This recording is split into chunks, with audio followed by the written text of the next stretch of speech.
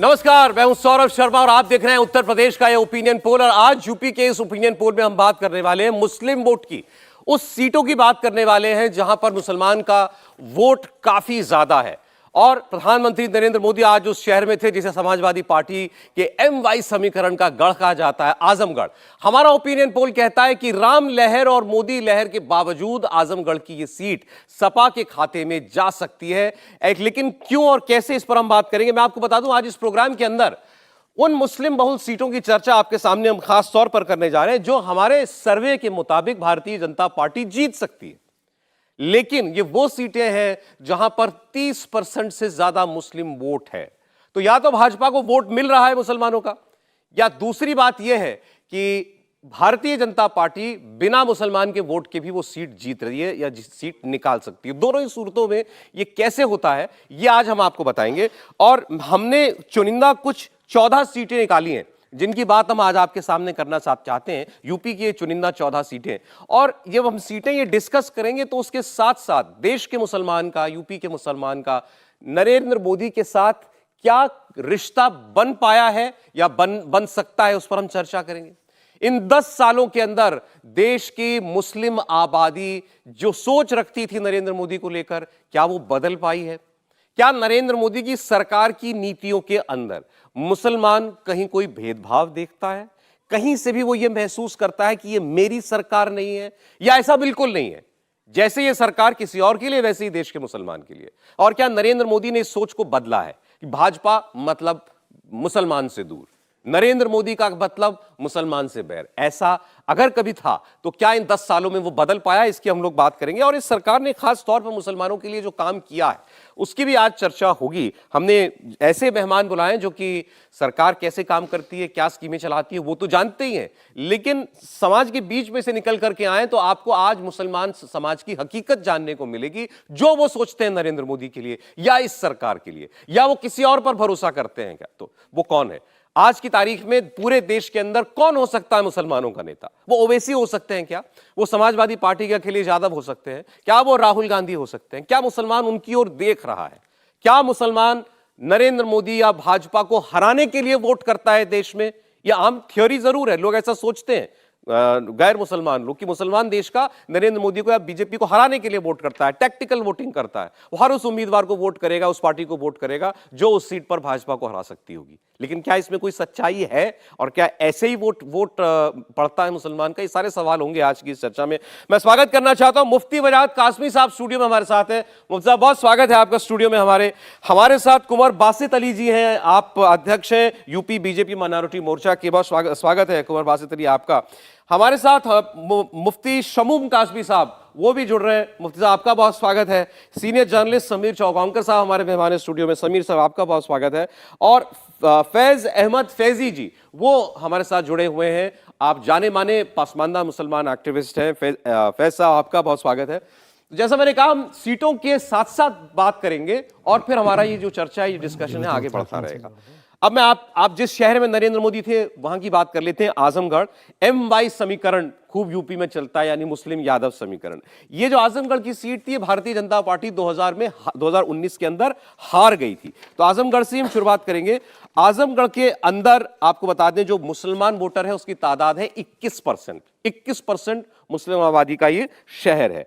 और यहां का जो ओपिनियन पोल है वो हमको ये बताता है कि मुसलमानों का 89% वोट, 89% वोट वो इंडिया गठबंधन को मिलने जा रहा है। ये सीट समाजवादी पार्टी के पास गई है कांग्रेस के साथ बंटवारे में। तो 89% वोट जो है मुसलमानों का, वो उनकी ओर जाएगा। एनडीए की ओर, यानी नरेंद्र मोदी की ओर, मात्र 1% वोट मुसलमानों का जा सकता है। ये भी चीज साफ हो रही है इस सर्वे से कि मुसलमान ने चुन ली है अपनी साइड। आप आजमगढ़ को देखें, लगभग 90% मुसलमान एक तरफ है, 1% एनडीए को मिल रहा है, और बसपा के साथ भी केवल 2%, और अन्य कोई निर्दलीय खड़ा हो जाता है, कोई आपके इलाके का लोकल जो है कोई लीडर जो है वो चुनाव लड़ लेता है, उसको वोट जा सकता है। चॉइस तो बड़ी क्लियर है। मैं आजमगढ़ की शुरुआत कर रहा हूं मुफ्ती साहब आपसे। क्या है कि 90% वोटर हमको दिखाई दे रहा है दूसरी ओर खड़ा हुआ, जहां सपा है या कांग्रेस है? देखिए मेरे भाई, ये समाजवादी का गढ़ रहा है आजमगढ़। मुलायम सिंह जी वहां से चुनाव लड़ते रहे और समाजवादी के और दिग्गज नेता लड़ते रहे।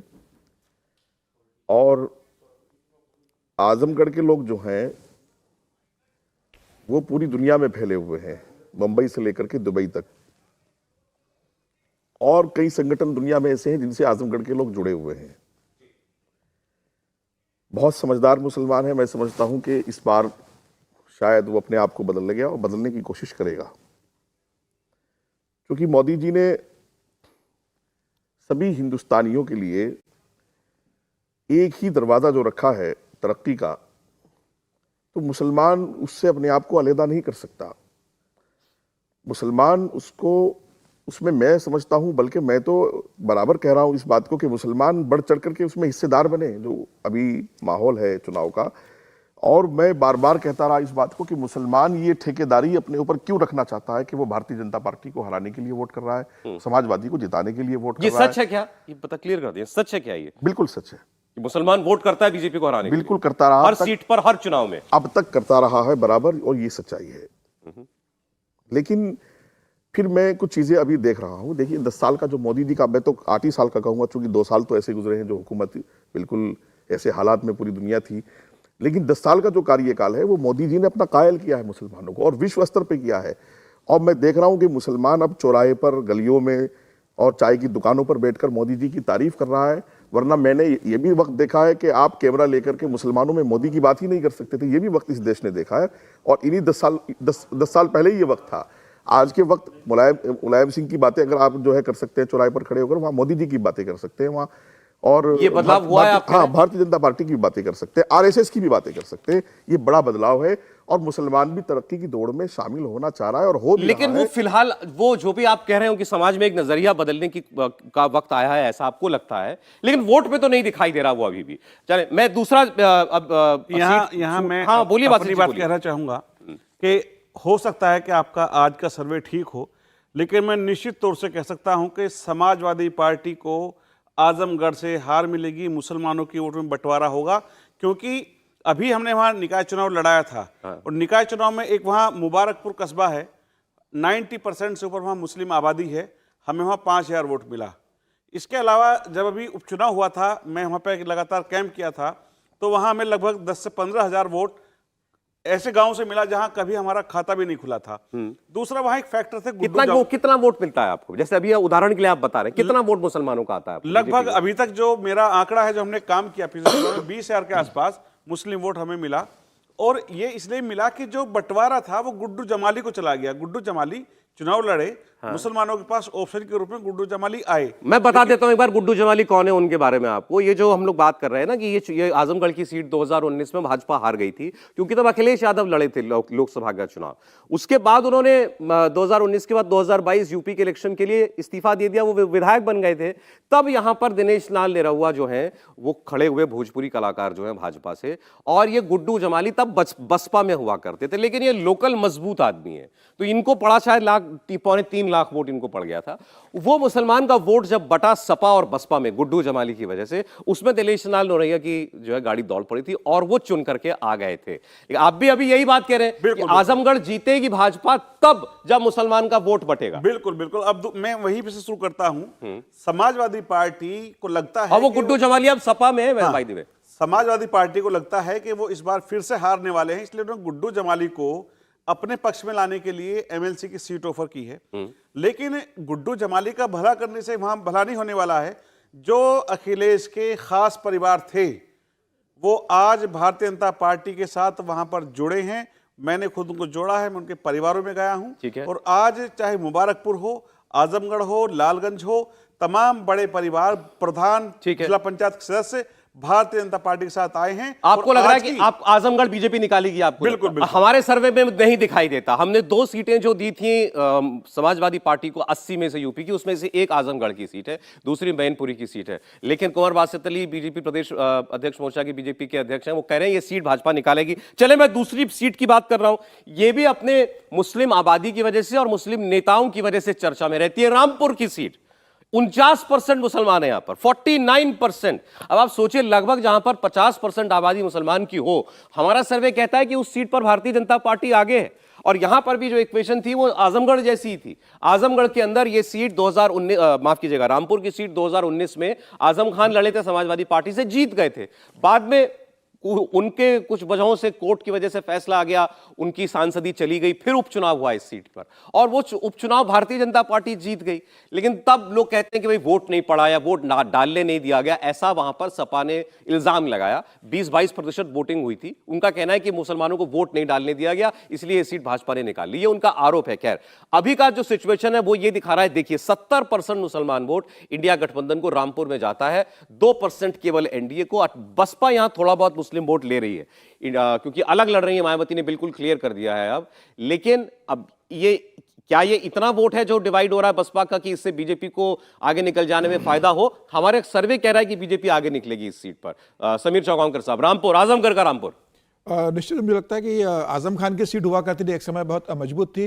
और ऐसा भी नहीं कि यहाँ से भारतीय जनता पार्टी कभी जीती नहीं है। मुख्तार अब्बास नकवी यहाँ से एक बार सांसद भी बन चुके हुए, वहाँ पर भी उनका काम था। मुझे लगता है यहाँ के मुसलमान भारतीय जनता पार्टी के साथ देने जा रहे हो कि आजम खान ने जिस तरीके से उस क्षेत्र के अंदर अपने परिवारवाद को जमीनों पर अतिक्रमण किया और एक खास अपने ही लोगों का जिस भला किया, मुस्लिम समाज का उन्होंने भला नहीं किया। आप देखिए सिर्फ आजम खान नहीं आ रहे, उनके बेटे अब्दुल्ला भी विधानसभा चुनाव हार गए थे जब विधानसभा का चुनाव हुआ था, उपचुनाव हुआ था उनके खारिज होने के बाद। तो मुझे लग रहा है भारतीय जनता पार्टी वहाँ मजबूत है और इस बार भारतीय जनता पार्टी रामपुर की सीट जीत सकती है वहां पर, इसमें कोई दो राय नहीं है। नहीं, लेकिन दो बातें देखिए बड़ी ईमानदारी से हमारे मेहमानों ने बता दी।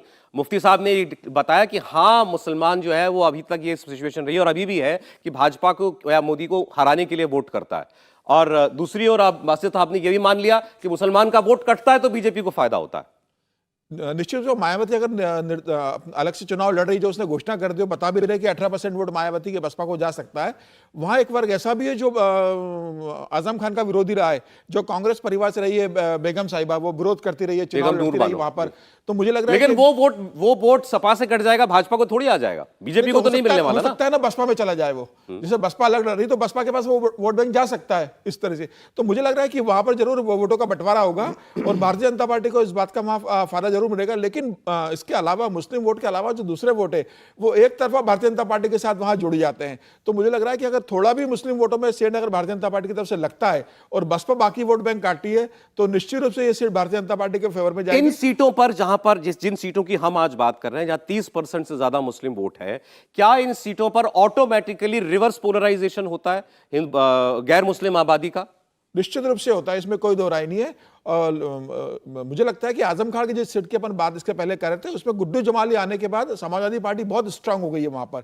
तो आजम खान की सीट को मुझे लगता है कि वो भारतीय जनता पार्टी नहीं जीतेगी, वो तो समाजवादी पार्टी की जीतने की पूरी संभावना है। लेकिन यह तय है कि जहां पर मुस्लिम वोट बैंक बहुत ज्यादा होता है वहां पर वोटों का ध्रुवीकरण जरूर होता है, क्योंकि एक वर्ग को लगता है कि भाई वोट इसी आधार पर डिवाइड हो जाते हैं कि एक समाज एक को देता है, एक समाज दूसरे को वोट देता है, और उसके बाद फिर होड़ लगती है कि कौन ज्यादा वोटिंग करता है। जो ज्यादा वोटिंग करा के ले जाता है उसको चुनाव में सर एक सीट में और दिखा दूं, फिर आप बोलिएगा उस पर। एक सीट में और दिखा रहा हूं आपको, संभल की सीट है ये, और यहां 46% मुस्लिम आबादी है। समाजवादी पार्टी 5 लोग जीते थे 2019 के चुनाव में, उनमें से एक संभल की सीट थी। शफीकुर रहमान बर्क साहब, अब उनका निधन हो गया, देहांत हो गया हाल ही में कुछ दिन पहले। वो यहां से सांसद थे, फिलहाल यहां फिर कोई सांसद नहीं है। यहां आप देखिए मुस्लिम वोट में आपको एक बड़ा क्लियर एक कैरेक्टरिस्टिक दिखाई दे रही है। आजमगढ़ एक अलग मामला था जहां 90% तक वोट समाजवादी पार्टी को जा रहा था। आपने इससे पहले आजमगढ़ में रामपुर में देखा, अब संभल में देखिए वोट कैसे बढ़ रहा है। इंडिया अलायंस को 65% मुस्लिम वोट, एनडीए को 4%, ये मैक्सिमम अभी तक जो भी एनडीए को मिलता हुआ हमें किसी भी सीट पर दिखाई दिया मुसलमान वोट। बसपा को 22% मुस्लिम वोट जा रहा है। तो ये जो 22% वोट जाएगा, इसका तो सीधा सीधा लाभ जो है भारतीय जनता पार्टी को हो रहा है। अच्छा, जो आदमी वोट करेगा बीएसपी को, वो भी तो ये जानता है ना कि मेरा वोट खराब हो रहा है, ये शायद इस बार मोदी की मदद ही कर रहा है, लेकिन वो आपको दिखाई देगा इस सीट पर। और ये सीट भी भाजपा निकाल रही है, जहां पर 46% मुसलमान रहता है, वो सीट भी सर्वे कहता है कि बीजेपी निकाल लेगी, क्योंकि बीजेपी मुसलमान का वोट डिवाइड होगा। अभी मैं 3 घंटे पहले ही संभल से चल करके आया हूं, और ये जो 4% और 22% 9% वोट है, ये वो वोट है जो समाजवादी पार्टी को नहीं मिल रहा है। इसके पास ऑप्शन केवल एक है, भारतीय जनता पार्टी और मोदी जी का सबका साथ सबका विकास।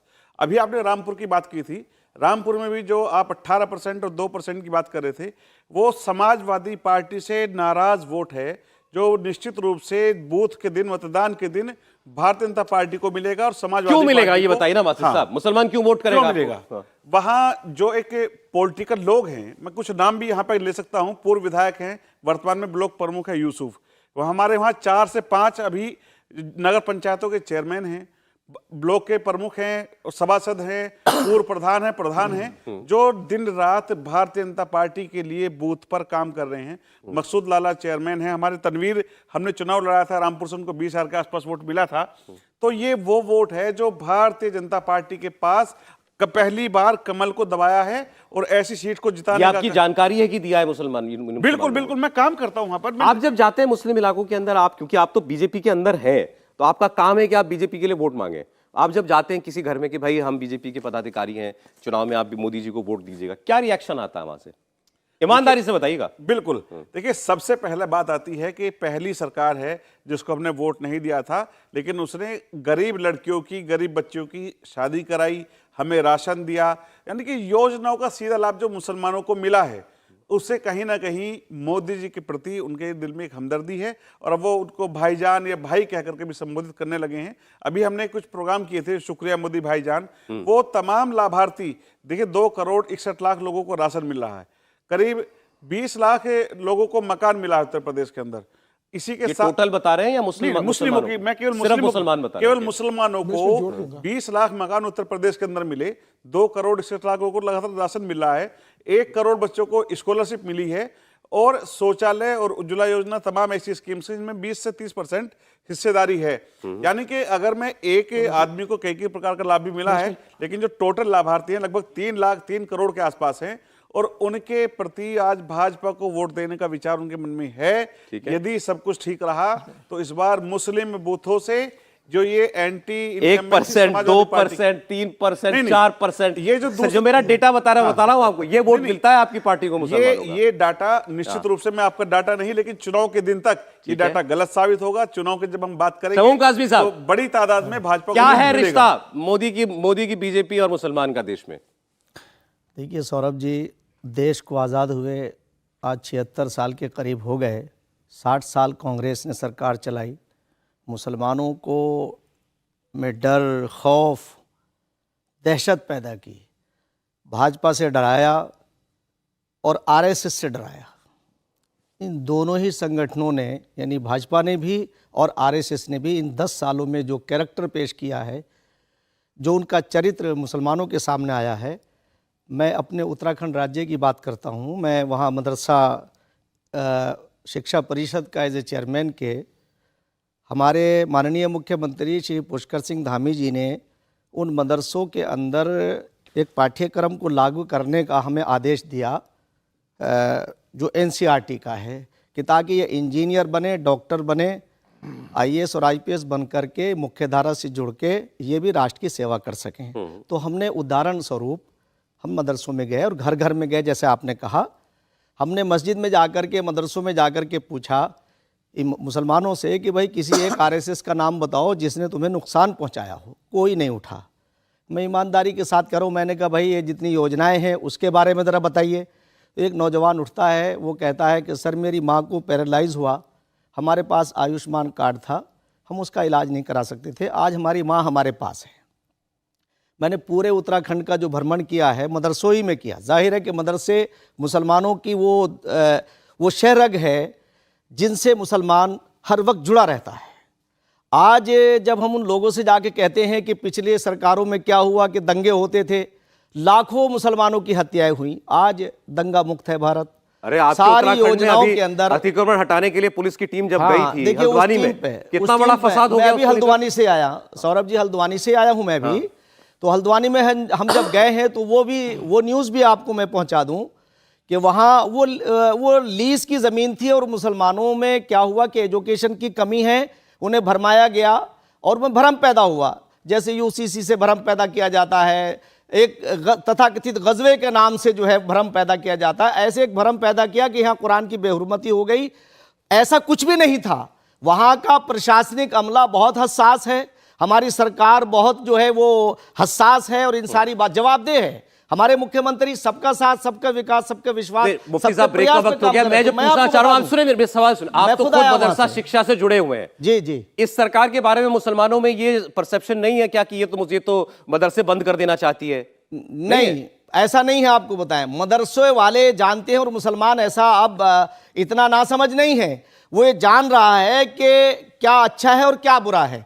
देखो, मदरसों के अंदर जो एजुकेशन हमारी दी जाती है वो ट्रांसपेरेंसी और ईमानदारी के लिए दी जाती है। मोहम्मद साहब का जो दीन है वो सबके लिए, सबकी भलाई की बात करता है। वो तो औरतों की भलाई करता है, बच्चों की भी भलाई की बात करता है। और जिस मुल्क में रहते हैं, हुब्बुल वतनी यानी वतन से मोहब्बत अब हमारे नबी की सुन्नत है जो मोहम्मद साहब ने किया। तो आज मदरसों में पढ़ाने वाले लोग इस बात को समझते हैं। बस इतना सा था कि उनके अंदर खौफ पैदा किया कांग्रेस ने और अन्य पार्टियों ने। जैसे समाजवादी है, जगह जगह दंगे कराते थे। आज मुसलमान धीरे धीरे अपनी पार्टी किसको मानते हैं? मुसलमान अपनी अपनी पार्टी किसको समझते हैं आज की तारीख? देखिए, आपको मैं बता दूं कि मुसलमान आज तेजी से मुख्य धारा की तरफ जुड़ रहा है। एक ग्रुप चला करता था, वो फेल हो गए।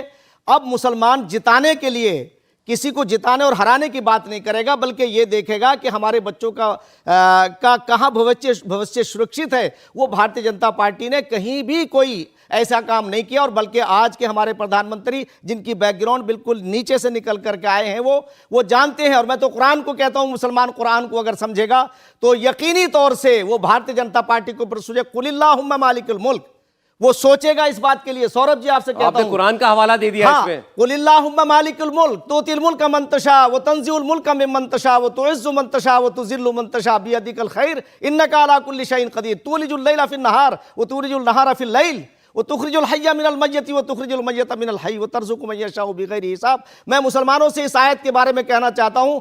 अल्लाह कहते हैं, ईश्वर कह रहे हैं, गॉड कह रहे हैं, हम जिसे चाहते हैं उसे इज्जत देते हैं और हुकूमत इज्जत है अल्लाह की तरफ से। तो इसलिए मुसलमान कुरान को भी समझेगा, अपने रसूल को भी समझेगा और अपने बच्चों के भविष्य को भी सामने रख करके वो फैसला करेगा। जो आप 1% की बात कर रहे हैं, मुझे पूरी आशा है कि इस बार मुसलमानों को मैं नहीं ये बात कह रहा हूं सर, ये सोचनी डेटा कह रहा है, पड़ेगी कि सर्वे किसी कह रहा ने है। भी सर्वे कह रहा है किसी ने ये। भी, खासतौर से जो पसमानदा मुसलमान, गरीब मुसलमान है, जिसमें 4% बच्चे हमारे मुसलमानों के पढ़ते हैं, उनके बच्चे कल इंजीनियर डॉक्टर बनेंगे, उनका भी भविष्य जो है सितारों की तरह चमकेगा। और ये भारतीय जनता आप कह रहे हैं पार्टी, मुसलमान अब किसी को केवल हराने के लिए वोट ना करें। दोस्तों, बहुत स्वागत है आप सभी का। आप देख रहे हैं इंडिया टीवी पर आज का सर्वे। आज पहले हम उत्तर प्रदेश की बात कर रहे हैं। लोकसभा चुनाव में खास तौर पर उन सीटों का सर्वे आपको हम दिखा रहे हैं जहां पर मुसलमान वोटर की आबादी 30% से ज्यादा है, यानी मुस्लिम बहुल आबादी वाला या मुस्लिम प्रभाव वाली सीटें इनको आप मान सकते हैं। तो यूपी की ऐसी चुनिंदा 14 सीटों की बात आपके सामने करेंगे और इनमें केवल एक सीट को आप छोड़ दीजिए, आजमगढ़, तो बाकी सीटों पर बीजेपी की स्थिति अच्छी है। आजमगढ़ की हमने अलग से बात की, ये सीट हमारे हिसाब से बीजेपी नहीं जीत पा रही है फिलहाल। इसके बाद हमने आपके साथ बात की थी रामपुर की सीट की, यानी आजम खान की सीट की। उसके बाद संभल की बात की, जहां 40% मुसलमान वोटर है। अब मैं आपको लेकर के चल रहा हूं एक ऐसी सीट के ऊपर जो 2019 में समाजवादी पार्टी ने जीती थी। यह मुरादाबाद की सीट, एसटी हसन यहां से सांसद चुनकर के आए थे। 42% मुस्लिम वोट इस इलाके के अंदर मुसलमानों का है। अब आप देखिए इस सीट पर मुस्लिम वोट का डिवीजन कैसे हो रहा है। 74% ये इंडिया गठबंधन को, जिसके पास भी ये सीट रहेगी, अब सपा को या कांग्रेस पार्टी को, एनडीए को यानी नरेंद्र मोदी को, उनके गठबंधन को 1% मुस्लिम वोट मिलेगा इस सीट से, हमारा ये सर्वे बता रहा है। बसपा को 12%, मतलब मुस्लिम वोट मुरादाबाद में तो खैर बहुत ज्यादा कोई डिवाइड हो नहीं रहा, अन्य को 13% मिल सकता है। फिर भी बीजेपी आगे दिखाई दे रही है हमें इस सीट के ऊपर। मतलब ये जो सारा वोट मुसलमानों का एक मुश्त इंडिया कैंडिडेट को जाएगा, उसके बाद भी बीजेपी के पक्ष में इस सीट पर लहर हमको दिखाई दे रही है। आगे बढ़िए साहब, अगली सीट की हम लोग बात करते हैं। ये नगीना की कॉन्स्टिट्यूएंसी है, यहाँ मुस्लिम वोटर की तादाद है 42%, 42%। 2019 में यहाँ बसपा के गिरीश चंद्र सांसद बने थे। इस बार आप देखिए समीकरण मुस्लिम वोट का 79%, लगभग 80% मुस्लिम वोट एक तरफा जा रहा है इंडिया गठबंधन के उम्मीदवार को, 3% मात्र नरेंद्र मोदी के एनडीए को, 10% बसपा को, अन्य को दूसरा। यहाँ भी मुस्लिम वोट डिवाइड होता हुआ नहीं दिखाई दे रहा, लेकिन क्या रिवर्स पोलराइजेशन हो रहा है जिसकी वजह से बीजेपी आगे दिखेगी इस सीट पर, नगीना की सीट। अब वेस्टर्न सहारनपुर में सहारनपुर की सीट की बात करते हैं। 39% मुस्लिम वोटर है इस सीट पर। बस ये सीट 19 में बहुजन समाज पार्टी जीती थी। 2024 का रुझान ये कह रहा है कि इस सीट पर भी बीजेपी जीत सकती है। 81% मुस्लिम वोट एक तरफा जा रहा है बिना डिवाइड हुए इंडिया गठबंधन को। 1% मात्र यहां भी एनडीए को, 5% मात्र बसपा को मिलता हुआ दिखाई दे रहा है। ये वेस्टर्न यूपी की कुछ सीटों की जो है हमने आपकी बात की थी, जहां पर मुस्लिम वोट भी है, जाट वोट भी है, दलित वोट भी है, सब और मुस्लिम वोटर अच्छी खासी तादाद में जिन सीटों पर आपको दिखाई दे रहा है। फैज अहमद फैजी साहब हमारे साथ जुड़े हुए हैं, जाने माने लेखक भी हैं और पसमानदा समाज के लिए काम करते हैं। इस पसमानदा समाज में कुछ जड़ें बनाने की कोशिश तो मोदी सरकार ने भी की, काफी की, बल्कि उन्होंने अपने पार्टी के लोगों से कहा कि जाओ और पसमानदा समाज में काम करो बिना वोट मांगे, ताकि उन लोगों को लगे कि तुम्हारी नीयत काम करने की है, केवल तुम उनका वोट नहीं चाहते हो। लेकिन वोट तो नहीं मिल रहा, ये तो हम देख रहे हैं भाजपा को, मुसलमान का वोट। जी, आपने बिल्कुल सही बात कही। जहाँ तक जब से मोदी जी ने पसमानदा के दुख दर्द की बात किया है, तो कुछ न कुछ वोट ज़रूर मिला है। जो पिछले कई एक चुनाव में आप 8 से 9% जो वोट मुसलमानों का मीडिया दिखा रहा है, उसमें जो मैक्सिमम वोट है वो पसमानदा समाज का वोट है। अब मैं आपको एक जनरल बात कहना चाहता हूँ कि अगर भारतीय जनता पार्टी मुस्लिम समाज में सामाजिक न्याय के प्रश्न को आगे करते हुए, उसको प्राथमिकता देते हुए अगर चुनाव मैदान में जाती है, तो निसंदेह जो पसमानदा समाज, जो कुल मुस्लिम समाज का लगभग 90% है, वो उसका वोट भारतीय जनता पार्टी को जाएगा। ऐसा इसलिए मैं कह रहा हूँ क्योंकि और कोई पार्टी जो है मुस्लिम समाज में सामाजिक न्याय के प्रश्न को एड्रेस करते हुए पसमानदा के दुख दर्द की बात नहीं कर रही है। लेकिन इसके साथ साथ जो 8 से 9% वोट आप देख रहे हैं, वो निश्चय ही 15 से 18% हो जाएगा अगर मुस्लिम समाज में सामाजिक न्याय के प्रश्न चुनाव के बीच में रहता है। क्या इसको जरा एक्सप्लेन कीजिए फैजी साहब, मुस्लिम समाज, मुस्लिम समुदाय के अंदर सामाजिक न्याय का क्या मतलब बात है? मैं कह दूं मैं आता हूं उसी पे।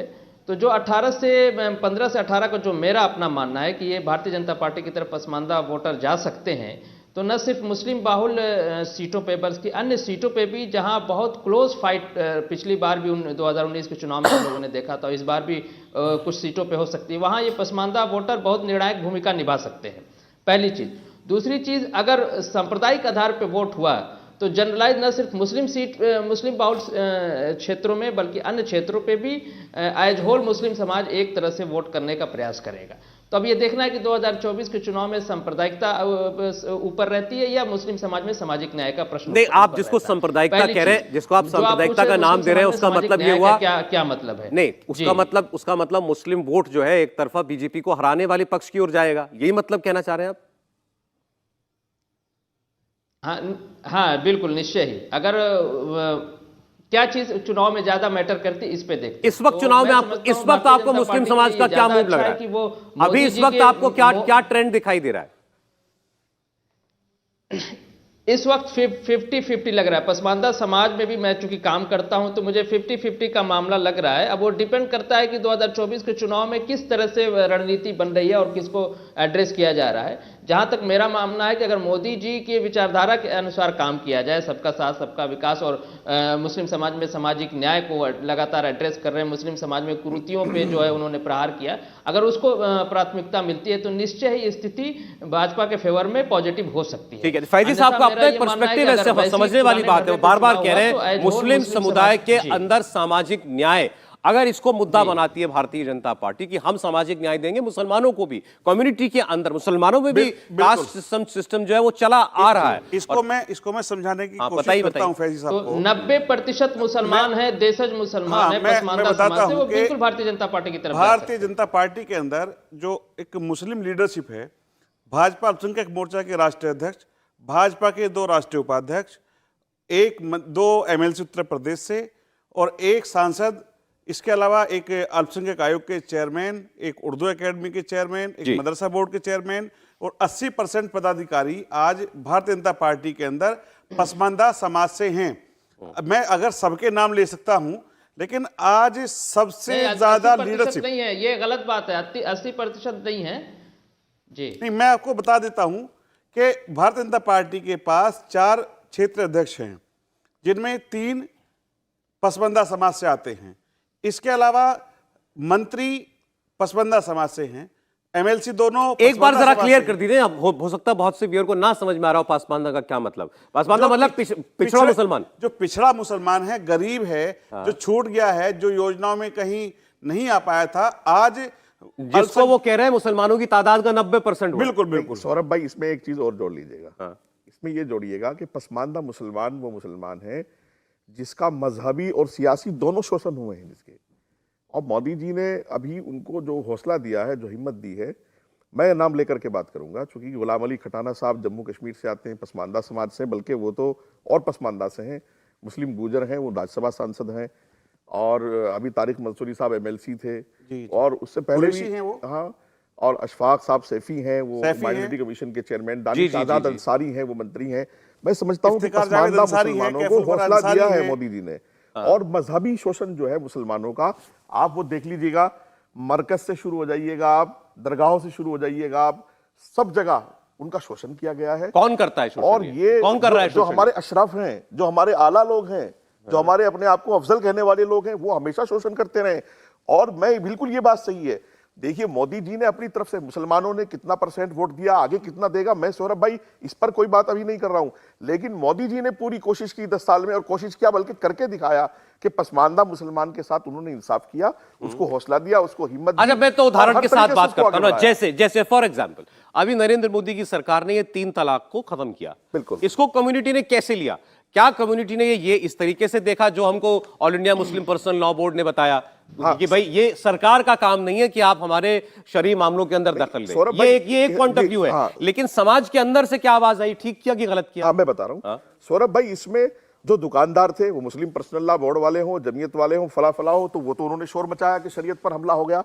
लेकिन मोदी जी ने ये फैसला करके हमारी माँ बहनों को, हमारी औरतों को इज्जत और सम्मान देकर के उनको एक साहस दिया, एक हिम्मत दी कि वो आज उनको पता है कि ट्रिपल, अगर हमें 3 तलाक दी जाएंगी, हमें 100 तलाक दी जाएंगी, जैसा कि एक रिवाज है कि तुझे तलाक दे दिया, भगा दिया, फला कर दिया, अगर दी जाएंगी तो उनको पता है कि ये क्रिमिनल है, ये आदमी, इसके खिलाफ कार्रवाई करेंगे। आपसे कानून मुस्लिम बना है। महिलाएं इसका स्वागत कर रही हैं, बिल्कुल पसंद कर करती रही हैं, हैं, बिल्कुल कर रही हैं, ये बिल्कुल कानून कर बनाया रही गया? हैं, बिल्कुल कर रही हैं, और इसके लिए महिलाओं ने बाकायदा शुक्रिया अदा किए हैं, यानी बैठकें कर करके सोशल मीडिया पर हर तरह हमने फैजी देखा। साहब, फिर ये सच्चाई है क्या?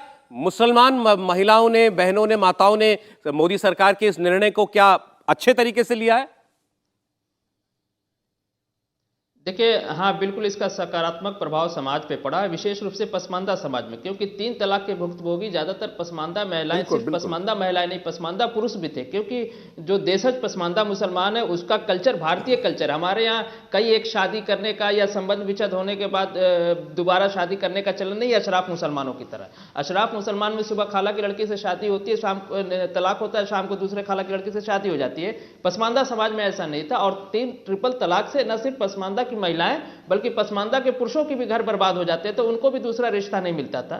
तो पसमानदा समाज में इसका बहुत ही सकारात्मक संदेश गया है, और न सिर्फ ट्रिपल तलाक बल्कि अब समाज के अंदर, पसमानदा समाज के अंदर यह भी आशा उत्पन्न हो गई है कि जो मुस्लिम समाज में जो अन्य कुरीतियां जिस पे लगातार पसमानदा कार्यकर्ता काम कर रहे हैं, उस पे भी सरकार एड्रेस करेगी, और उस पे भी एक अब जैसे यहाँ मुफ्ती साहब बैठे हैं हमारे साथ, जम्मू काश्मीर साहब, ये उत्तराखंड से आ रहे हैं, उत्तराखंड के अंदर तो यूनिफॉर्म सिविल कोड लागू हो गया, बिल पास हो चुका है, लेकिन आप जाइए बात कीजिए, क्योंकि हमने तो, हमारे वहां सहयोगी हैं तो उन्होंने सब बात की मुस्लिम एरियाज में जाकर के, ज्यादातर लोगों को ने एक डर दिखाया कि ये कहीं हमारे खिलाफ तो नहीं आ रहा है। ये क्यों है कि अगर मोदी सरकार कोई ऐसा काम करने जाती है जिसका वाकई मुसलमानों पर भी असर पड़ेगा और धर्म के लोगों के साथ, तो मुसलमान समाज ये क्यों सोचने लगता है कि हमारे ऊपर ये प्रहार किया पहले भी कहा था कि किसी मुद्दे को देखिए सौरभ जी, मैंने पहले भी कहा था किसी मुद्दे को सांप्रदायिक मुद्दा न बनने दिया जाए। हमने कहा कि सांप्रदायिकता और सामाजिक न्याय एक दूसरे के व्युत्क्रमानुपाती है। मुस्लिम समाज में सामाजिक न्याय पे बात हो, सामाजिक कुरीतियों पे बात हो, उसमें यूसीसी भी आता है। सामाजिक कुरीतियां जो है मुस्लिम समाज में, जो पारिवारिक मामलों में उल्टे सीधे मध्य युग के शरिया कानून है, अरबी ईरानी कानून है, उसको एबोलिश करना जाए, इसको सांप्रदायिक मुद्दा न बनने दिया जाए, बल्कि इसको सामाजिक सुधार का मुद्दा बना के अगर सरकार पेश करती है, समाज पेश करती है, तो ठीक है सर। समाज में जो कुल अरे सर, मैं जरा कुछ और सीटें दिखा देता हूँ, डेटा भी हमारे पास है, उसके बाद हम लोग बात करेंगे। मैंने यूसीसी के फेवर में सौरभ जी एक बारी में एक कुछ अपनी बात पूरी नहीं कर पाए, क्लियर करना चाह रहे हैं बात। तो फैजी साहब आऊंगा, मैं आऊंगा, आप 1 मिनट दीजिएगा, मुफ्ती साहब बोलिए। इसमें एक चीज मैं और ऐड करना चाहूंगा कि इसको हम सांप्रदायिक मुद्दा ये कहेंगे कि सरकार या मोदी जी या किसी पॉलिटिकल पार्टी बनाती है, वो अलग चीज है, लेकिन मुसलमान इसको क्यों अपने सर पर लेता है, कि वो इसको क्यों और ज्यादा सांप्रदायिक बनाने की कोशिश करता है, वो क्यों और नफरत की तरफ ले जाएगा। भाई हर कोई योजना में, इतनी योजनाएं हैं कि उनका नाम लूंगा तो वक्त जाएगा, हर योजना का लाभ उठाता है। लेकिन जब चुनाव का वक्त आएगा तो फिर वो मजहबी मामलात में क्यों आता है? वहां भी मुसलमान को पॉलिटिकल ही रहना चाहिए, सियासी रहना चाहिए, और जिस तरह लाभ लिया है इसी तरह लाभ देना भी चाहिए। अच्छी बात है, हम लोग आज यहाँ खुल करके बात कर रहे हैं। सौरभ देखिए जी, एक सर मैं समझता मैं आ रहा हूँ 30 सेकंड मैं आ रहा हूँ बस। क्या ये सच्चाई है? क्योंकि ऐसा परसेप्शन बाहर है कि एक मुसलमान वोटर जो है किसी भी चुनाव में भी जाने से पहले वो सुनता है कि हमारा मौलवी साहब क्या कह रहा है, हमको क्या बताया जा रहा है, जिसको आपने कहा वो मजहबी इंफ्लुएंस में ना है। क्या वो मुसलमान उस वक्त मजहबी इंफ्लुएंस में आकर के वोट करता है? देखिए, मौलवियों का तो इसमें अमल दखल नहीं रहा कभी भी। मौलवियों की औकात तो मुझे अच्छे से मालूम रही है कि जब उन्होंने खुद भी चुनाव लड़े हैं, मैं नाम नहीं लूंगा, तो उनको जमानतें नहीं बची हैं, और किसी पॉलिटिकल पार्टी ने अगर उनको लोकसभा में या एमएलए में लाए तो वो गए हैं। इसमें एक मुस्लिम लीडरशिप है, सियासी मुस्लिम लीडरशिप। जामा मस्जिद से फतवे दिए जाते थे। एग्जैक्ट, वो देखिए वो बोल रहे हैं भाई साहब, फतवे जारी होते हैं, क्या होते करना है हैं, चुनाव में? बिल्कुल सच्चाई है, वो सच बोल रहे हैं, कोई झूठ नहीं बोल रहे हैं वो। लेकिन उनकी पॉलिटिकली कोई औकात नहीं है, पॉलिटिकली कोई औकात नहीं है। मुस्लिम अपना नेता, जो मुस्लिम लीडरशिप है, जैसा कि आजकल यूपी में समाजवादी की तरफ है, वो आप जान रहे हैं, तो मुस्लिम लीडरशिप जो है वो बैठी टोटल समाजवादी में, तो मुसलमान करेगा क्या? मैं फिर क्लियर करना चाह रहा हूं सर, पॉलिटिकल लीडरशिप की बात नहीं कर रहा मैं पॉलिटिकल लीडरशिप की बात नहीं कर रहा हूं, मैं कह रहा हूं मजहबी जो लीडर्स हैं क्या वो डिक्टेट करते हैं कि तुम्हारा वोट किसको जाए या इस इलाके में मुस्लिम वोट किसको मिले? लोग अपनी राय हमेशा देते हैं सौरभ भाई, और हमेशा मोदी जी को हराने की बातें भी हुई हैं, और इशारों में ये कुछ ने नाम लेकर समाजवादी, कांग्रेस, बसपा के लिए काम भी किया, बिल्कुल खुली बात है। फैजी साहब आप कंप्लीट करिए, बोलिए ऐसा होता है क्या?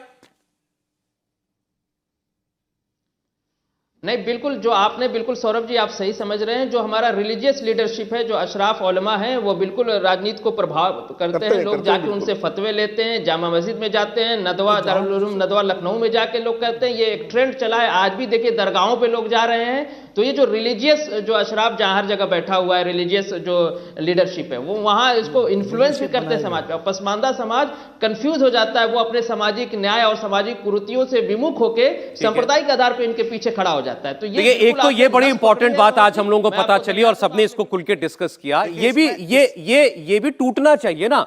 अगर कोई वोटर है तो उस वक्त तो केवल वोटर रहे या आप शहरी बन जाए, वो देखे कि भाई मेरा क्या भला है, किसको मैं वोट करना चाहता हूं।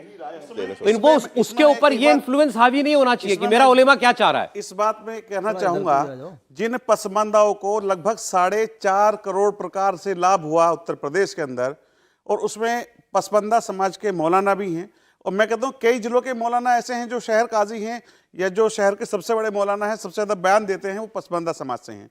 तो ऐसा कहना कि केवल पसमानदा मौलाना भाजपा के साथ है, पसमानदा हो या अशराफ हो, उसका विषय एक अलग है। पसमानदाओं को समाज का, देखिए मेरी बात होने दीजिए फैज साहब, मेरी बात होने दीजिए, मैं आपके बीच में नहीं बोलता हूं ना, अब बोलिएगा आप।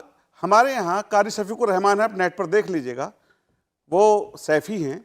सबसे ज्यादा बयानबाजी अगर मोदी के खिलाफ कोई करते हैं, मैंने कई बार उनके खिलाफ बोला है, वो करते हैं।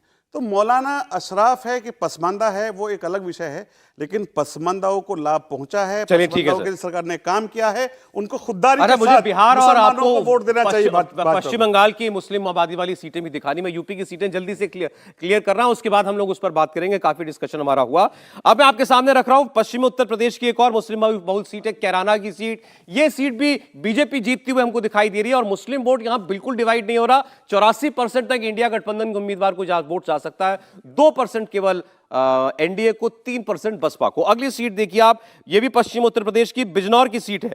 41% मुस्लिम वोट है यहां पर भी ये सर्वे हमें कह रहा है कि बीजेपी इस सीट पर आगे है, एनडीए मतलब ये सीट आरएलडी के खाते में है। बिजनौर की सीट पर भी एनडीए गठबंधन जीत हासिल कर सकता है, लेकिन मुसलमान का वोट उसको नहीं मिल रहा है। यहां भी 70% इंडिया गठबंधन को जाएगा, कांग्रेस या सपा को, और 13% बहुजन समाज पार्टी को। अमरोहा देखिए साहब, कुंवर दानिश अली यहां से अभी फिलहाल सांसद हैं, बसपा में है फिलहाल, तो अब आगे देखिए क्या होता है। चर्चाएं कि कांग्रेस में जाएंगे। 38% मुस्लिम वाली सीट है ये। 83% वोट यहां पर जो है वो बीजेपी के खिलाफ जाता हुआ हमको दिखाई दे रहा है, बसपा को 10% वोट। बरेली 35% मुस्लिम वोट वाली सीट है।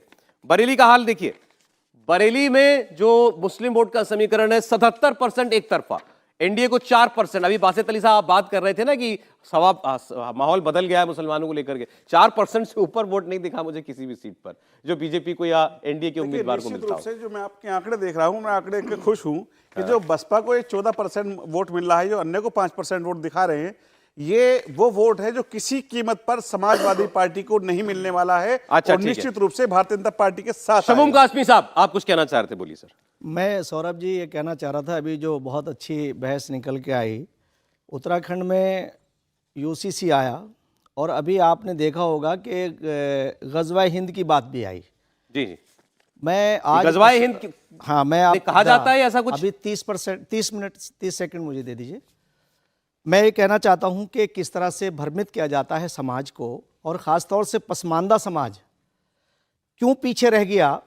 जैसे अभी बासित साहब ने हवाला दिया कि वो उन लोगों का इस्तेमाल करते हैं जो कमज़ोर लोग हैं, उन्हीं से वो उनके कंधों पर रख के बंदूक छोड़ते हैं। जैसे यूसीसी के बारे में लोगों में एक भ्रम पैदा किया गया और हमने उस भ्रम को पैदा नहीं होने दिया। आपके यहाँ वो रिपोर्ट चली जिसमें माननीय रजत जी ने भी हमारा हवाला दिया।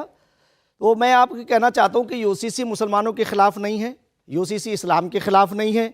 यूसीसी उन कुप्रथाओं पर अंकुश लगाएगी जो मुस्लिम समाज के तथाकथित लोगों ने उन्हें राइज कर दिया था, और कमज़ोर समाज जो पसमानदा समाज है, जो बैकवर्ड मुसलमानों का समाज है, वही उससे प्रभावित हो रहा है। और हम क्योंकि जानते हैं, हम उस समाज से निकल करके आए हैं कि किस तरह से उन्हें प्रभावित किया जाता है।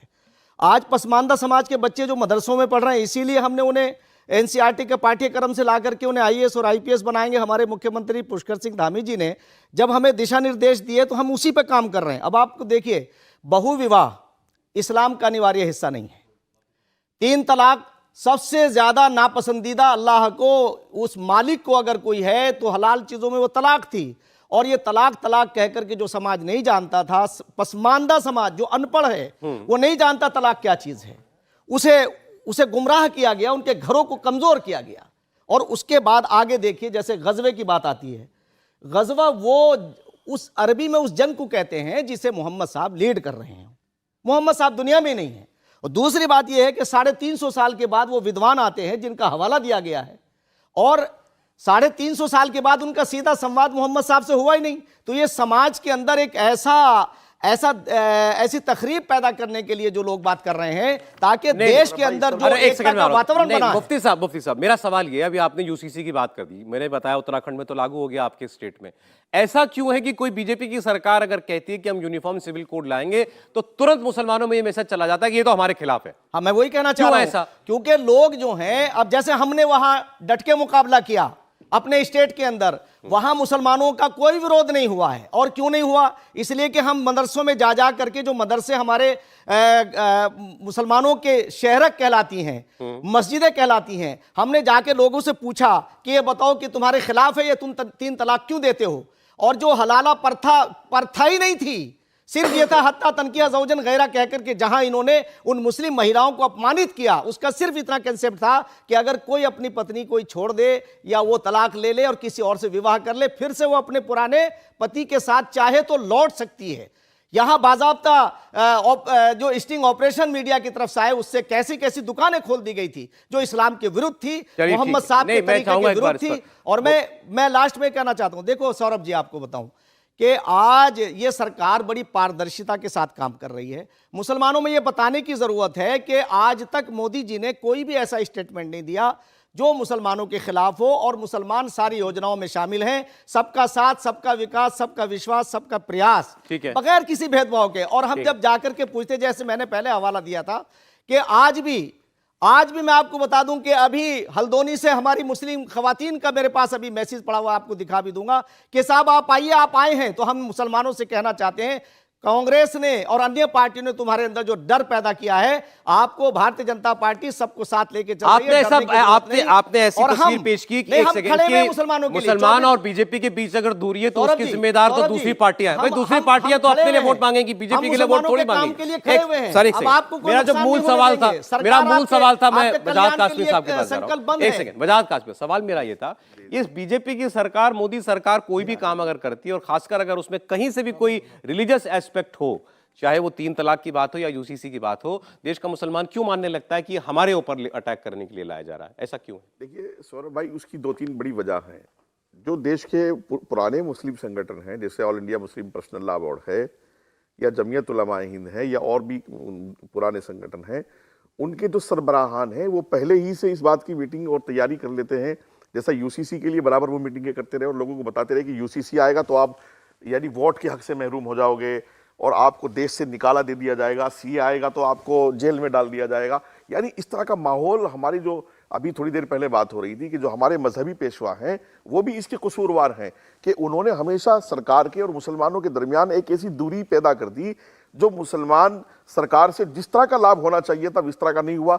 ये तो सरकार बहुत बड़े दिल की, मैं हमेशा कहता हूं कि मोदी जी ने वोट लिया नहीं लिया, दिया नहीं दिया, सब बातें एक तरफ रही, लेकिन कोई मौका नहीं रहा हर देशवासी तक योजना पहुंच जाए और उसमें मुसलमान भी है। और सौरभ भाई, मुझे कुछ बातों पर हमेशा ऑब्जेक्शन रहा।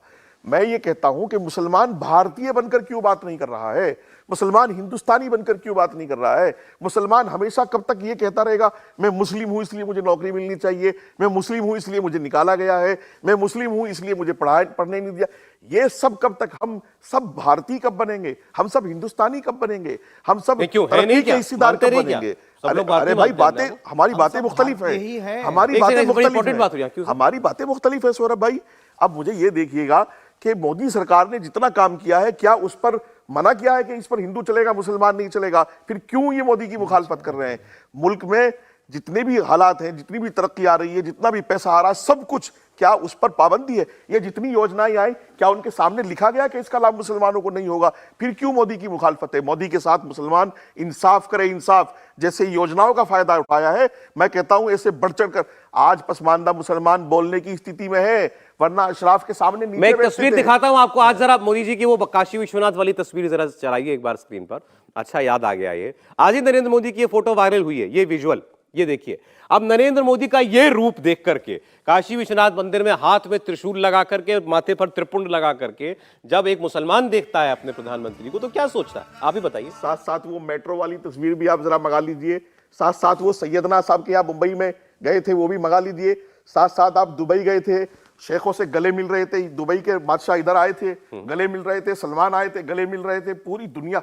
देखिए नरेंद्र मोदी एक अपने आप को कट्टर हिंदुत्ववादी और देशभक्त मानते हैं, नेशनलिस्ट और हिंदू बोलते हैं अपने आप। देखिए, मैं उससे कोई प्रॉब्लम नहीं है, वो इस रूप से कोई दिक्कत है क्या मुसलमानों को? मैं यही तो कह रहा हूं, हमें उनके पक्का कट्टर हिंदू होने से तकलीफ नहीं, हमें सुकून मिलना चाहिए। कहां हिंदुओं को बताया गया है कि वो मुसलमानों से नफरत करें?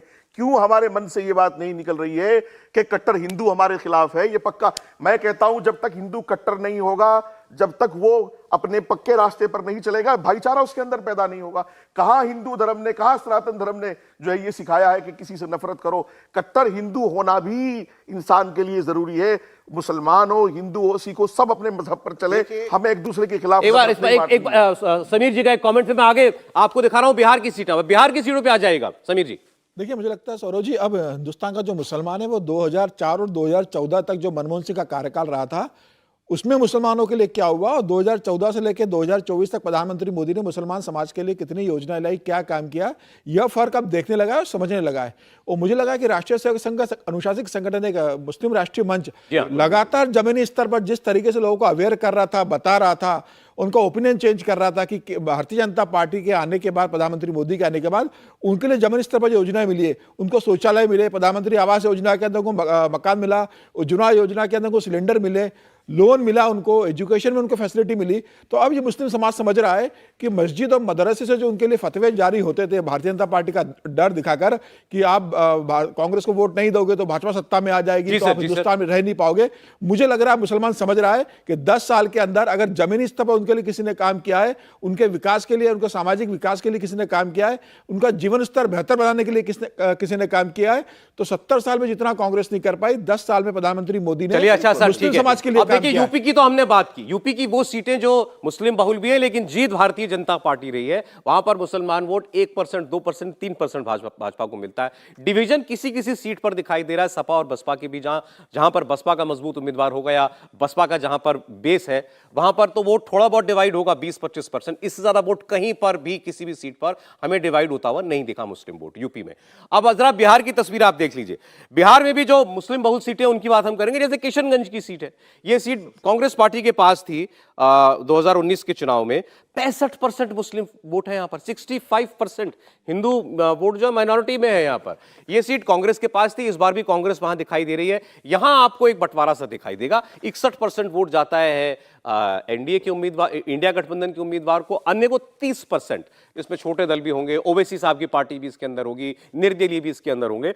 एनडीए को लेकिन किशनगंज के अंदर 9% मुस्लिम वोट मिल रहा है। ये अभी सब जब से मैंने सर्वे दिखाना शुरू किया बहुत सारी सीटों में पहली बार 9% वोट देख रहा हूं मैं, वो भी बिहार की एक सीट पर। तो बिहार में जैसा मुसलमान सोचता है और यूपी में या देश के बाकी हिस्सों में कुछ फर्क दिखता है आपको वासित अलीजा क्या?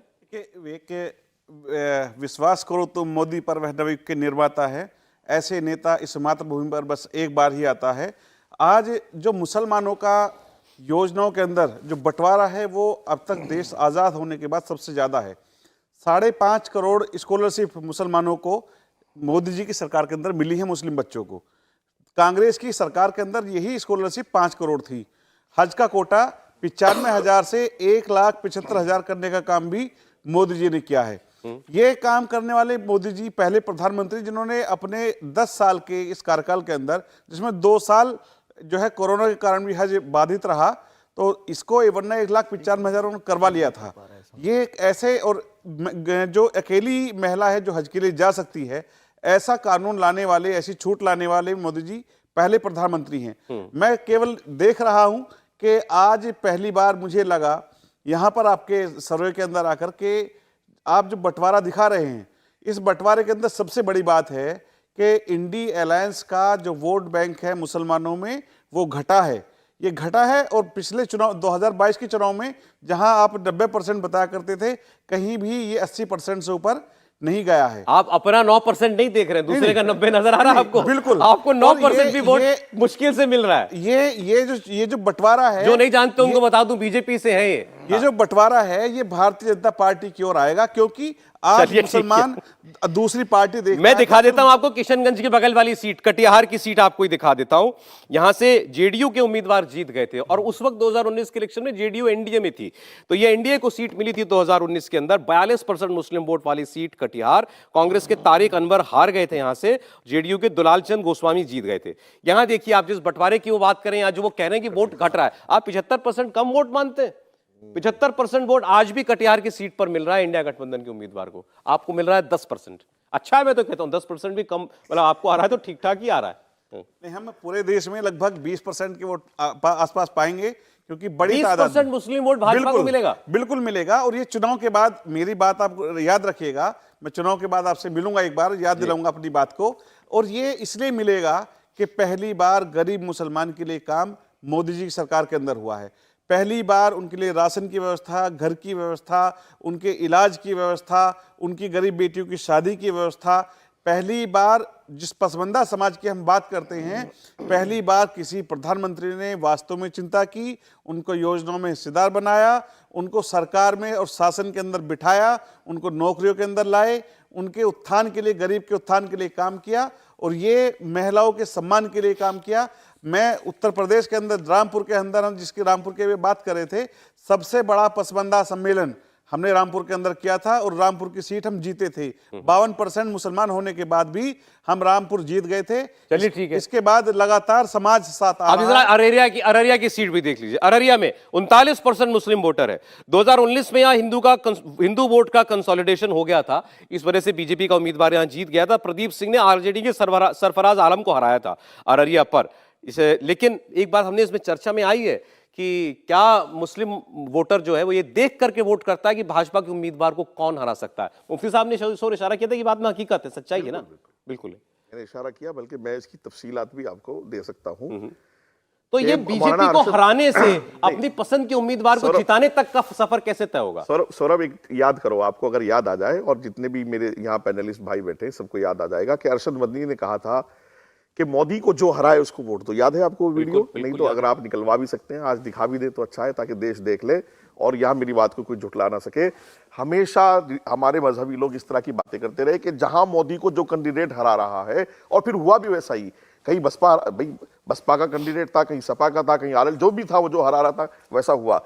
लेकिन ये बात सच्चाई है कि आज के वक्त में और उस 10 साल के वक्त में मैं खुद से फर्क देख रहा हूं, और ये मोदी जी की काबिलियत है। आज मैं देख रहा हूं कि मुसलमान चौराहे पर आकर के कह रहा है कि हाँ ये मोदी जी ने कराया है, ये मकान मोदी जी ने दिया है, ये शौचालय मोदी जी ने दिया है, ये सिलेंडर मोदी जी ने दिया।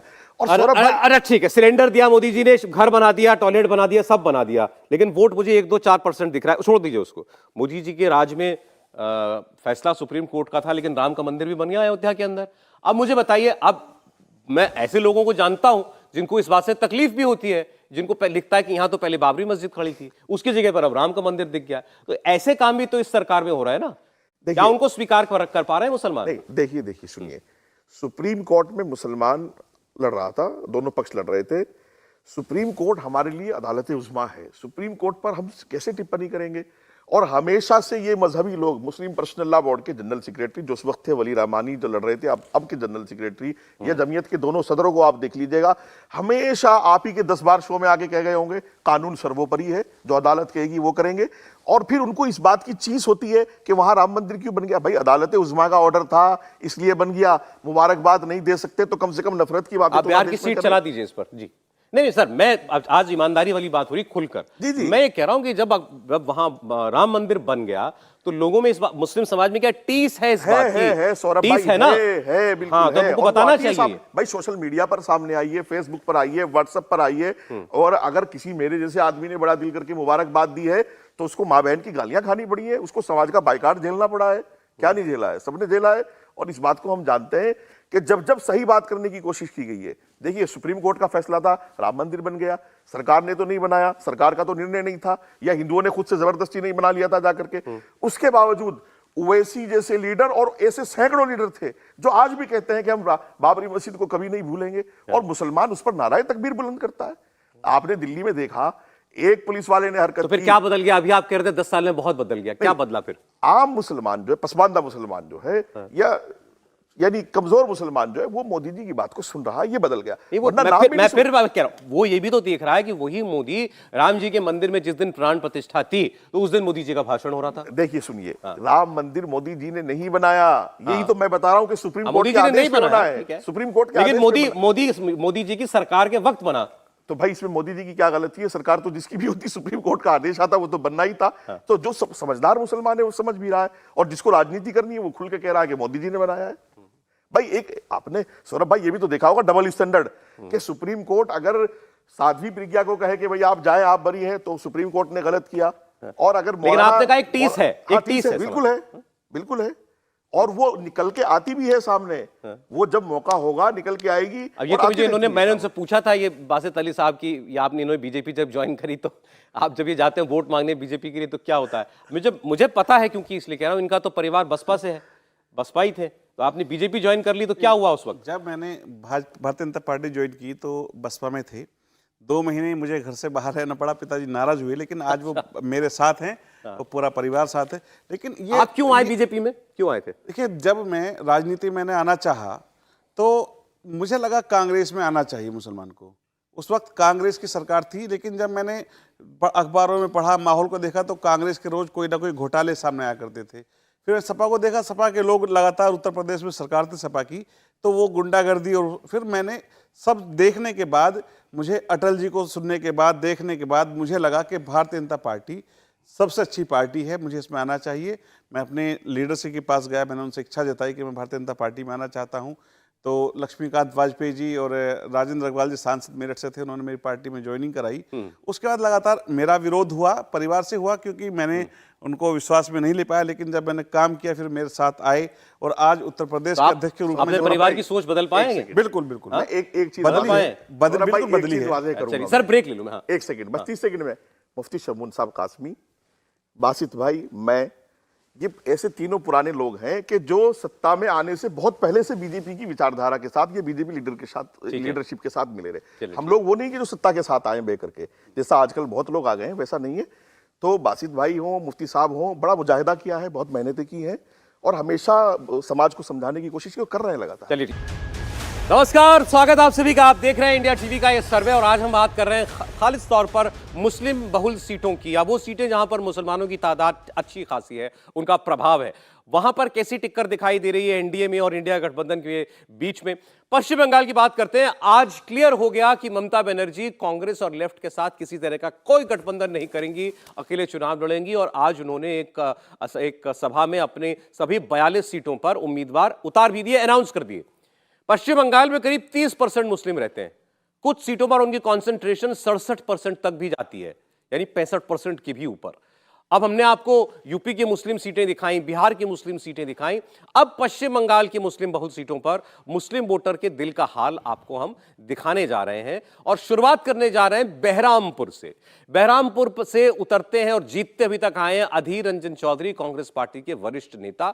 इस सीट पर 52% मुस्लिम वोटर है और मुस्लिम वोट अपनी तरफ करने के लिए ममता बनर्जी ने क्रिकेटर यूसुफ पठान को आज अपनी पार्टी का टिकट दे दिया है। तो देखिए जरा यहां पर मुस्लिम वोट का धर्म कांटा कैसे दिखाई देता है हमको, और आपको पता चलेगा कि वोट डिवाइड कैसे होता है।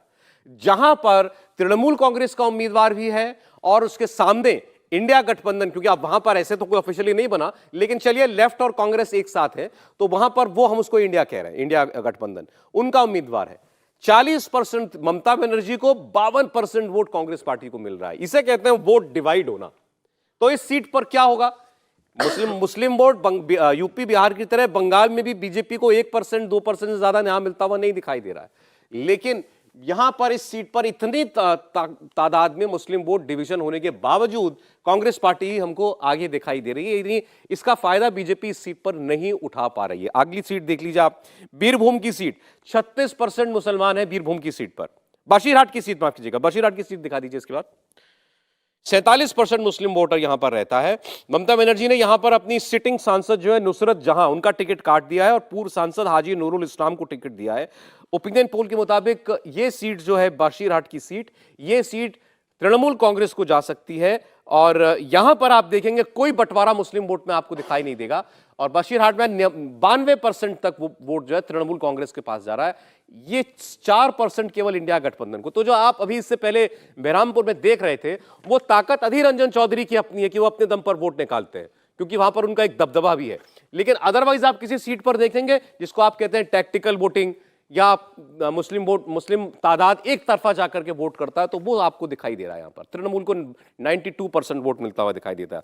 जादवपुर की सीट देखिए साहब, बीरभूम की सीट, 36% मुस्लिम वोट है और शताब्दी रॉय टीएमसी के वो यहां से सांसद हैं और ममता बनर्जी ने एक बार फिर से उन्हीं को रिपीट भी किया है।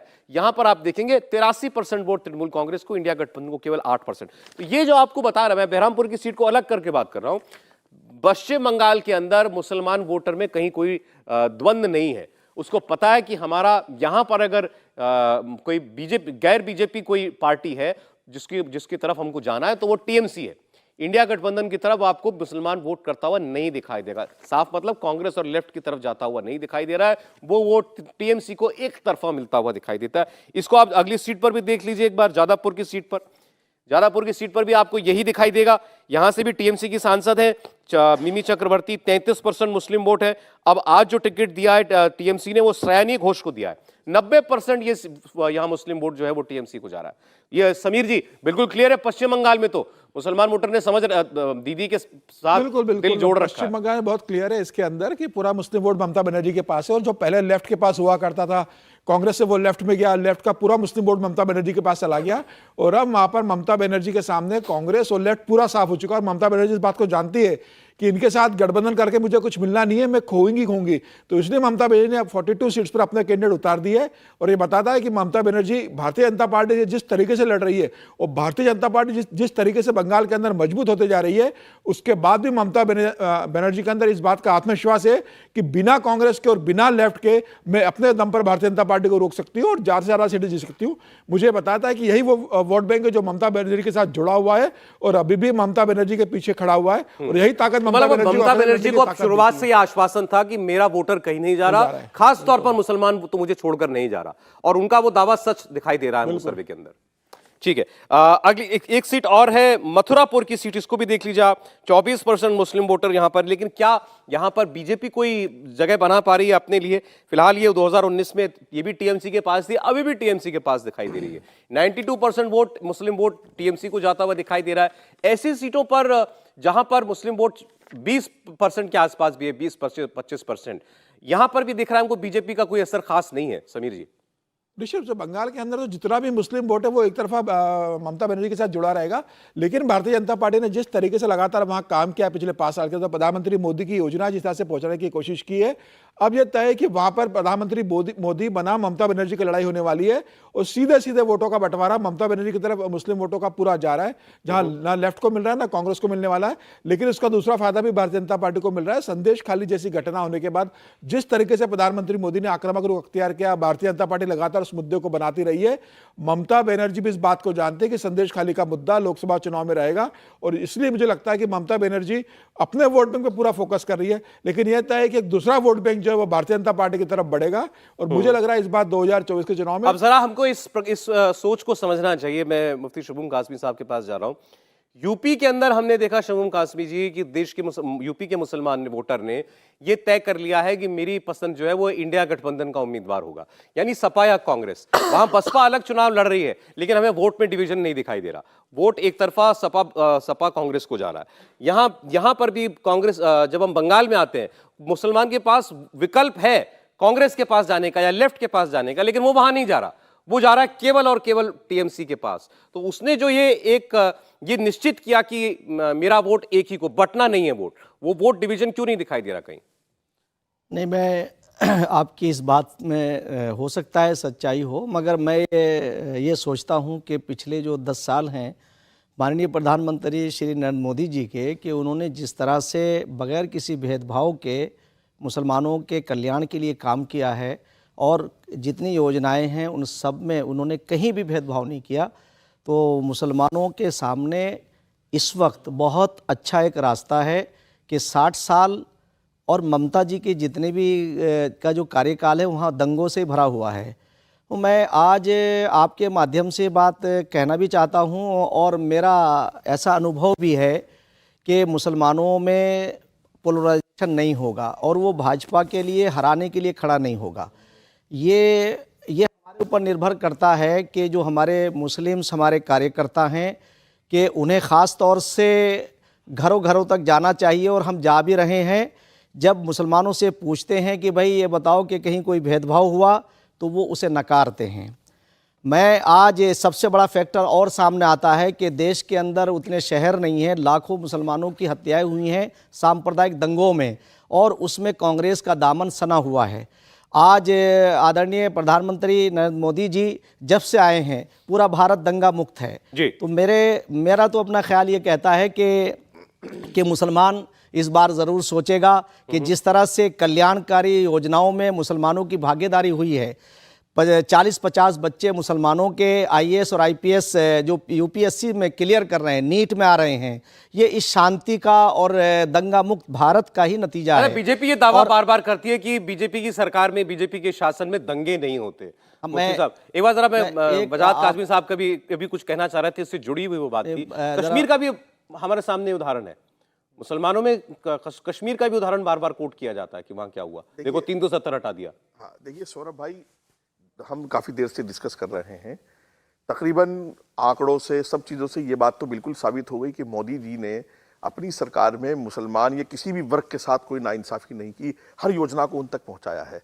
लेकिन मोदी जी ने जो भी कुछ किया है, ये सारा मोदी जी की अपनी काबिलियत है। आप विश्व के ताल्लुकात देखिए, जब मोदी जी प्रधानमंत्री बने तो विश्व में मुसलमान जो है वो दहशतगर्दी के इल्ज़ाम से जूझ रहा था, चाहे वो अफगानिस्तान हो और ईरान हो या शाम हो, सीरिया वगैरह, सब जगह जंगें जारी थी।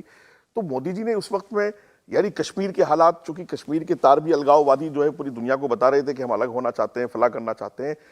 तो मैं देख रहा हूं कि 10 सालों में जो कश्मीर में काम हुआ है, आज कश्मीर भारत का वो हिस्सा बना है कि रेल यात्रा से लेकर, बस यात्रा से लेकर, हाईवे से लेकर, रोजगार से लेकर, आज कश्मीरी मैं सबसे ज्यादा सोशल मीडिया पर देखता हूं और मैं कश्मीर जाता रहता हूं, वहां के नौजवानों से बात करता रहता हूं। यानी आजादी की वाकईतन अगर सही माना उन्होंने अपनी जिंदगी में देखे हैं तो ये मोदी जी की देन है। मोदी जी पूरे विश्व में इस बात के लिए तो काबिल तारीफ हैं कि उन्होंने पूरी दुनिया में काबिलियत का लोहा मनवाया, अपनी लीडरशिप का लोहा मनवाया। वो इस बात के लिए भी काबिल तारीफ है और मैं उनका शुक्रिया अदा करता हूं कि हिंदुस्तान के मुसलमान, खासतौर से कश्मीर के ऊपर से दहशतगर्दी का धब्बा जो था, दहशतगर्दी का इल्जाम जो था, वो मोदी जी ने हटा दिया और दिखा दिया कि कश्मीर में हुक्मरानों की वजह से बहुत कुछ हो रहा था। मैंने अलगाववादियों को जेल में डाल दिया, या तो वो मिट्टी के नीचे हैं या वो सलाखों के पीछे हैं। आज कश्मीर में शांति है, आज कश्मीर 370 हट करके आजाद हो गया है, आज कश्मीरी नौजवान पढ़ाई कर रहा है, रोजगार की तरफ जा रहा है, कर्फ्यू नहीं है, पत्थरबाजी नहीं है। पूरी दुनिया के मुसलमानों को एक बहुत बड़ा संदेश ये दे दिया है और पूरी दुनिया के मुसलमानों की इज्जत यहां मोदी जी ने बचाई है। अब जब कि जब जब दहशतगर्दी का यूएई इल्जाम के हट अंदर गया। मंदिर बनता है तब मुसलमान क्या सोचता है यहाँ का? हाँ, ये भी मैं बात करूंगा। मुसलमान जब यूएई का मंदिर बनता है तो वो कहता है कि ये मोदी जी की क्या काबिलियत है, वो तो सरकार ने जगह दी, बन गया। लेकिन उनको ये पता होना चाहिए कि यूएई के हुक्मरान, सऊदी के हुक्मरान, पूरी दुनिया में जितने सम्मानित मुसलमान मुल्क हैं, इस्लामी ममालिक हैं, सब अपना अवार्ड इज्जत का वो मोदी जी को दे चुके हैं। और मोदी जी ने बात की, चूंकि लाखों लोग, लाखों हिंदू भाई वहां कारोबार कर रहे हैं, उनकी पूजा है, उनकी इबादत है, उसके लिए आगे बढ़ना था उन लोगों को, तो उनको साहस मिला कि मोदी जैसा हुक्मरान है जो किसी भी मुल्क के बादशाह से, किसी भी मुल्क के प्राइम मिनिस्टर से बात कर सकता है कि हमारे हिंदुस्तानियों को इबादत का दीजिए, और मिली है। इसके लिए मैं मोदी जी का शुक्रगुजार हूं। और सौरभ भाई, ये बात देखिए सर, क्योंकि समय चला जाएगा, मैं बासित जी से तो मैंने जितना आंकड़े देखा उस पर पूछना चाहता हूं। आपको तो वोट 2-4%, मैक्सिमम 9% वोट मुझे दिखाई दिया। दूसरी जो चीज दिखाई दे रही है कि अभी आपको हराने के लिए है, मैं नहीं कह सकता, शायद हो, जो मुस्लिम वोट हमें दिखाई दे रहा है, लेकिन बट कहीं नहीं रहा। बंगाल में ममता बनर्जी है पसंद मुसलमान की, और यूपी के अंदर इंडिया गठबंधन, बिहार में भी इंडिया गठबंधन। आपने शुरू में एक सवाल पूछा था कि मुसलमानों की पार्टी कौन सी है। मुसलमान उत्तर प्रदेश आता है तो वो अखिलेश के साथ, बंगाल में ममता के साथ, और बिहार के अंदर लालू के साथ, कश्मीर में महबूबा के साथ। एक हाथ से कभी भी ताली नहीं बज सकती। 10 साल तक मोदी जी ने सबका साथ, सबका विकास, सबके विश्वास के साथ सबको योजनाएं दी हैं। देश के अंदर तुष्टीकरण का, या तुष्टीकरण के नाम पर या धर्म के नाम पर कोई स्कीम, कोई योजना, कोई मजहब के नाम पर कोई योजना किसी को नहीं मिली। केवल गरीब कल्याण के लिए बात हुई है। मैं स्पष्ट और बहुत गंभीरता के साथ, बहुत जिम्मेदारी के साथ कहना चाहता हूं कि मोदी जी ने जब सबका साथ और सबका विकास की बात की है, तो ये मुसलमानों की भी जिम्मेदारी बनती है कि मोदी हराओ का ठेका अब उनको छोड़ देना चाहिए। वो भारतीय जनता पार्टी जब सबका साथ की बात करती है, सबके विकास की बात करती है, तो आज मुसलमानों को खुले मन से इस 10 साल की गवर्नमेंट को देखने के बाद अपने बूथों से कमल खिलाना पड़ेगा। अब ये तो देखिए, अब ये उनका फैसला भी है, उनका हक भी है कि वो क्या करते हैं। आपने अपनी बात कह दी, बहुत शुक्रिया मुफ्ती शबून कासमी साहब का, समीर चौगांवकर साहब का, मुफ्ती वजाहत कासमी जी का, कुंवर बासित अली जी, आज आप आज स्टूडियो में जुड़े हमारे साथ, बहुत धन्यवाद।